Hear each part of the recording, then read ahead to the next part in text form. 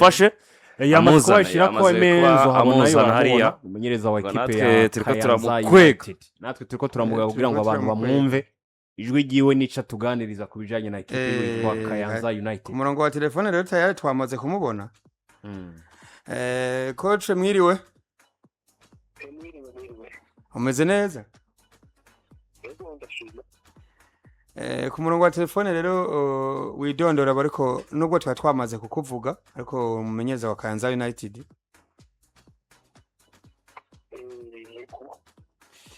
Eme tugukeze ku nsinzi mwarose ku munsi w'ejo. Yego murakoze cyane. Inyuma yo gusezerera ino equipe ariko byagaragara ko muri championnat hariho ukuntu yababangamiye. Mwiyumva gute muri Kayanza United abakinyi abafana biyumva gute muri rusange? Navuga ko umunezero cyanezerewe kubona twashoboye kurengana iki gice cy'umunani tumashika mu gice cya kane. Navuga ko ibintu nibaza ko abantu benshi batari biteze nyuma y'ikibuga mugabo mu kibuga byarashobotse kandi bigashobora no gushoboka kubera uravye n'urukino kuko ari rumeze n'urukino navuga ko umwe wose nituzafise amahirwe menshi gutsinda urukino. Wari umunezero mwatsinze equipe byagaragara ko iri favori ariko kandi mwayisezereye ku ma penalty ubwo mugeze muri kimwe ca kane gishije ca nyuma mukanya haraba itombora none ingene muzohura bwa mbere intumbero mufise muri kino gikombe c'umukuru w'igihugu niki niyi n'ibyo twatsinze ekipe bamenyesha amahirwe yabuze mu mupira harimo urukino ukina amatsinda icyo ni urukino twakinye twari rwiza rw'ugiye kuraba twatsinda n'igitsindo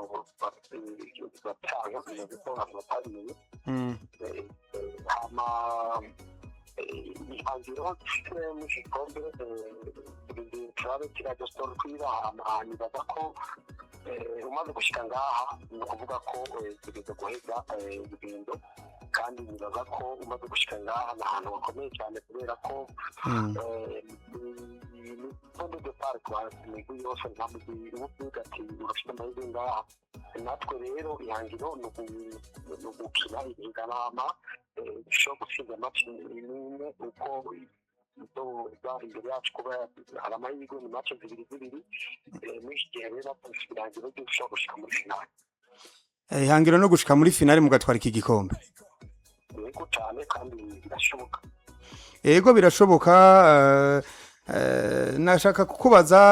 Kayanza ubwo duherukana warambwiye ati turashaka ikibanza ca 10 muri championnat ubu naho tubwiye ku gikombe mbega squad mufise irabemerera gusaranganya inguvu mufise muri ivyo bikombe bibiri kandi mukagera kuri ayo mahangire yose?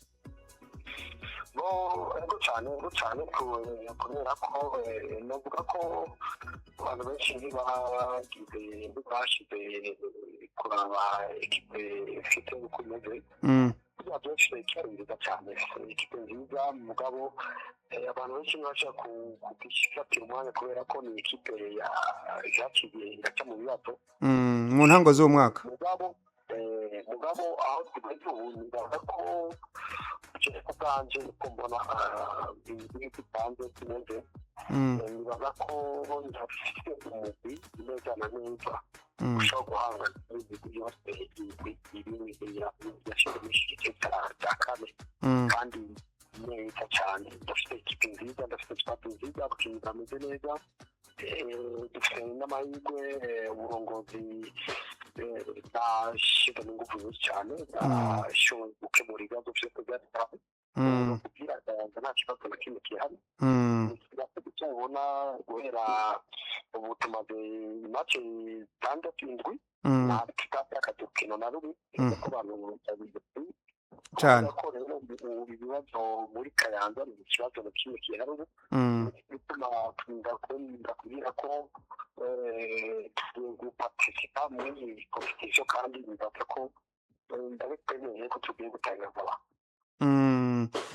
nta kibazo kiri mu Kayanza ubwo urakoze ko unabinyishuye ko twagiye tubona amakuru atari meza ariko ubwo byakemutse unyemerere nkubaze kino kibazo bivanye naho ubona umwaka uri kuragera vuba aha urarangira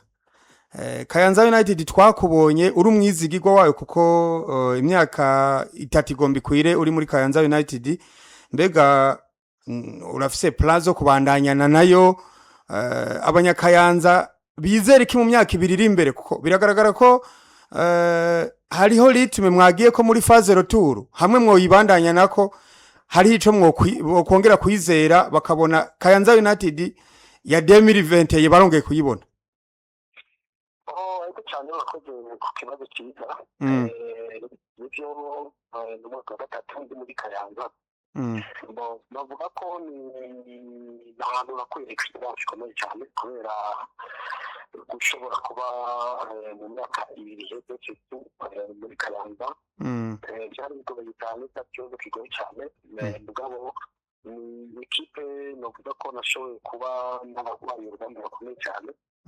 kuba ikipe ihagaze gushika uno munsi aho tugeze nakazi kari gakomeye hama mbo uti kubaganya ngaha muri Kayanza nibaza ko ngaha mu Burundi ugiye kuraba uno munsi kuri experience kuri muri Kayanza nibaza ko gushika ku mwanya nta handi ufite bishobotse ko ushobora kubaguma muri Kayanza cyangwa kubagumya cyangwa bishobotse ko ntaguma ndashobora kutaguma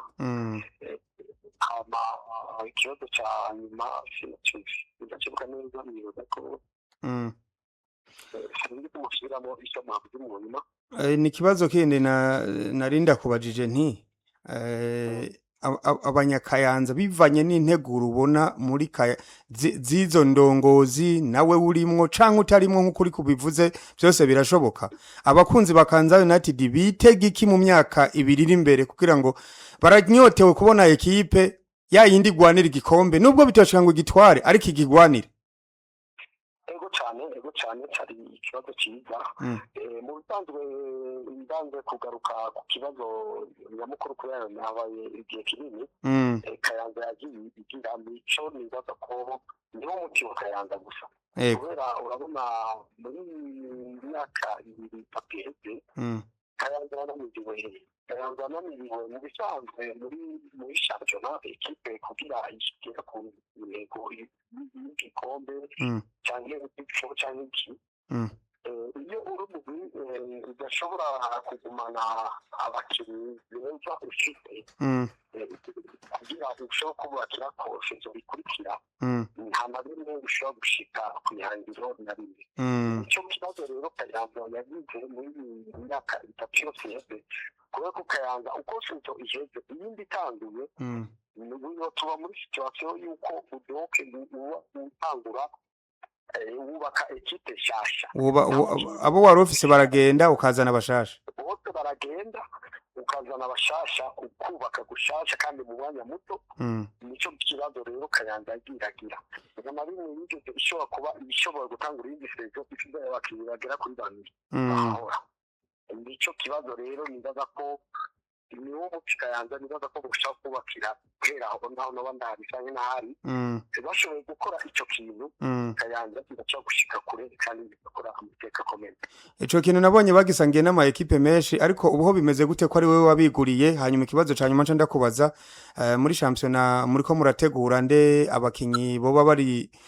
badahari bivanye n'ama suspension canke imvune abakinyi bawe bose bameze neza bimeze gute ego cyane hama kwihangiro niryo hangiro mfite ikibazo nabonye ko Kayanza umwaka ukurikira sho kuba ikipe ikomeye cyane kuba n'ikibazo cyacu kuganira n'ubundi burokuzi twarakuye n'ubundi ndabayiforo ndabwira ati utegerezwa gushobora kuronka ubushobozi bwo gushobora kugumya abakinnyi b'uyu mwaka dufite ko dufite abakinnyi beza cyane amatungo kandi baracumbitse barakeneye ko nico kibazo bategeze guhera ko gukora kuyisezo ikurikira kugumya abakinnyi beza bose Kayanza izoba ifite kama mu kubanya hatezo mu guheraheza ikibazo cy'imvune cyane amakarata uno munsi n'amahirwe cyane kubera nta mukinnyi n'umwe ari mu kibazo n'abari bagwaye nk'umukinnyi bishasha naheruka kuzana muri shaje ruturu Mangare Yurik yari agwaye nawe yagarutse ejo yarashobora no gukina iminota 15 ya nyuma abakinnyi bose bameze neza Fuad yose yakwiye nibaza ko niyo mahirwe cyane dufite kocha tugushimire cyane rero urakoze murakoze cyane kandi tubifurize n'amahirwe muri ivyo muri ayo mahangiro yanyu mufise mu mpera z'umwaka murakoze